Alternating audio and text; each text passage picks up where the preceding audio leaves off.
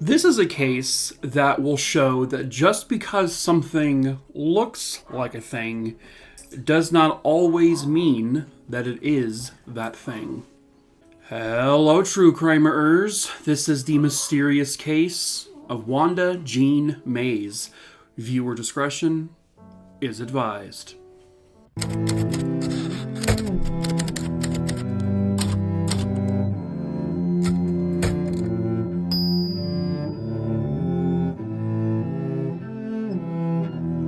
Wanda Jean Mays was born on August 19th, 1959 in Panama City, Panama. She was born into a military family. Her dad was in the military, and they constantly moved around a lot. She obviously lived in Panama, but then she also lived in the States, in Arkansas, in Alabama, Texas, to name a few.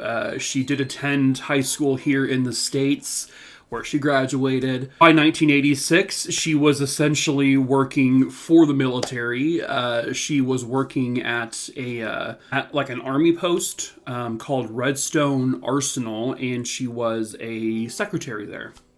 Now, at the time of this case, Wanda was experiencing what they described back then, her family, as like chemical imbalances in her head.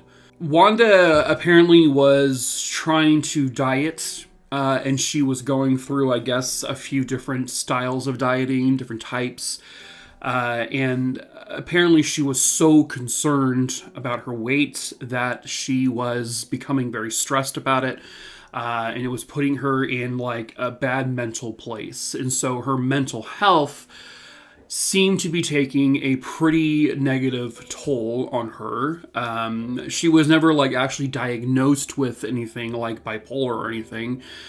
They just said, her family said it appeared that she was going through some kind of, chemical imbalance. Something was off with her at the time of the story. On the night of May 11th, 1986, Wanda had gone out to dinner with her parents, and she was 26 years old at this time. After dinner, she would then go to her aunt and uncle's place. They were the Dormans. That was their last name. This is in Guntersville Lake, Alabama. She went to her aunt and uncle's house. It was pretty late that night, and she was just planning to just kind of visit, but then she ended up deciding, I'm just going to stay the night here. So they put her up in their guest bedroom.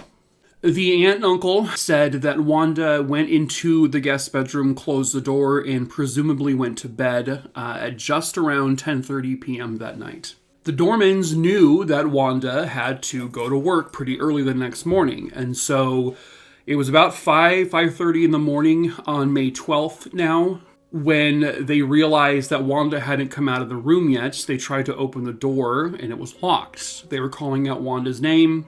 She wasn't responding. They eventually kick the door down because they were concerned. They get in there, and the bed is pretty much made up. It looks like no one had actually slept in it.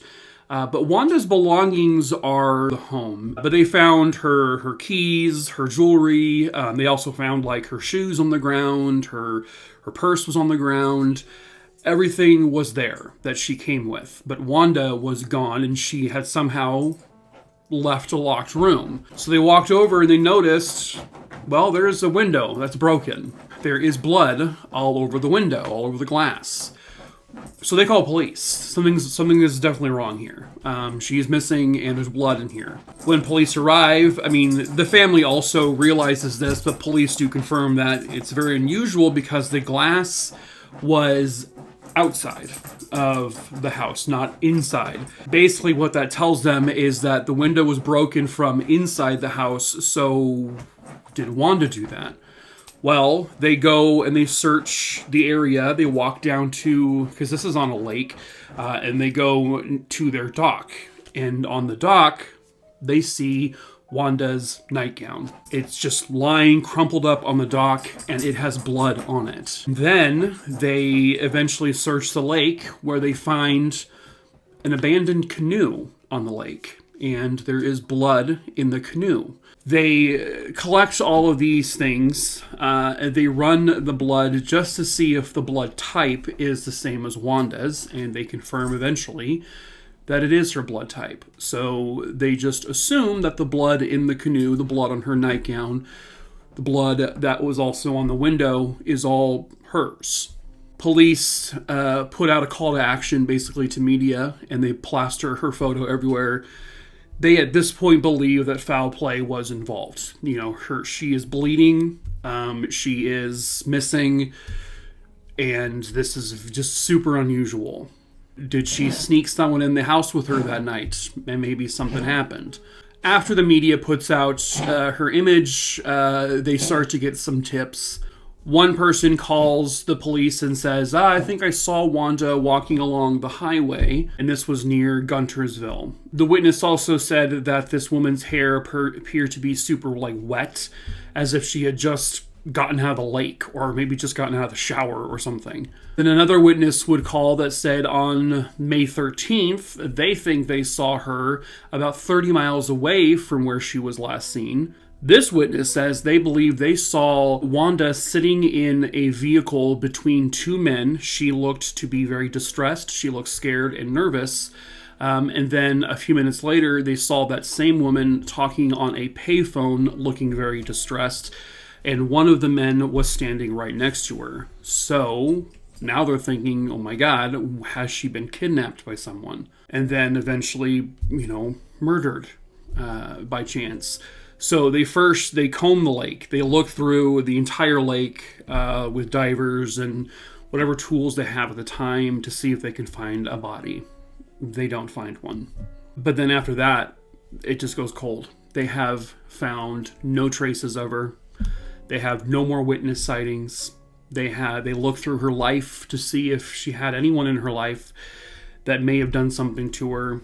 They couldn't find anyone. This is a story of a woman who just, again, poofed into thin air. And she was just gone. This may be a mystery forever. That is until October of 2003. A hiker who was in the, kind of these sort of desolate area near some mountains and hills, was searching for ginseng. And this was about 1.5 miles, 2 miles away from where Wanda Mays had originally disappeared from that house. This hiker was near a cliff that was about 150, 200 feet high when he discovered in the brush, covered with, leaves and bushes and just plants and everything, was a human skeleton. The hiker alerts police, and police collect the evidence. It wouldn't be until 2008 when the remains were finally identified by the FBI. I don't know why it took 5 years, but it did. And they were able to positively identify the human remains as belonging to Wanda Jean Mays. She was at the base of a 150-foot cliff. After a very thorough examination of the body, there were no other indications that she had been murdered. There was no knife cuts on her bones, which you tend to usually see in these things. There were no bullet holes, nothing. They determined that Wanda Jean Mays had accidentally fallen from a 150-foot cliff and fell to her death. Because of the ground below, it was covered in dense bushes and plant life that was never going to be obvious to find, even if you were deliberately searching. She lay there for about 22 years or so. The family readily accepted the fact that Wanda Jean Mays had died accidentally. And this is all attributed to the fact that Wanda was having those chemical imbalances in her brain, and she was suffering from panic attacks. What they believe happened was that on that evening, she had one of those panic attacks. And it was so bad that she broke out of the bedroom she was sleeping in, took off her nightgown, got on the canoe. She was bleeding from the glass. And then she began wandering around in the dark. And then she just slipped and fell.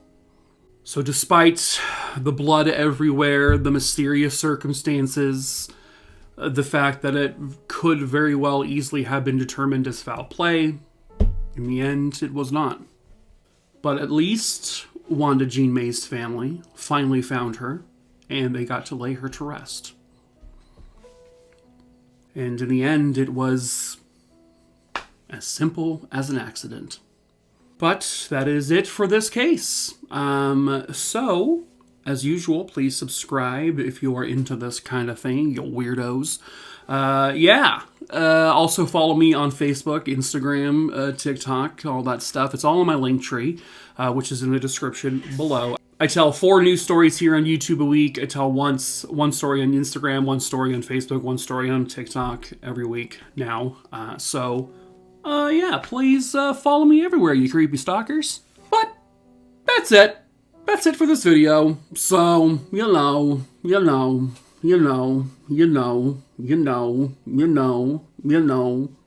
buffering. I don't know. My eye itched. What? I'm just gonna sit here until the next video, I guess, because I don't know what to do.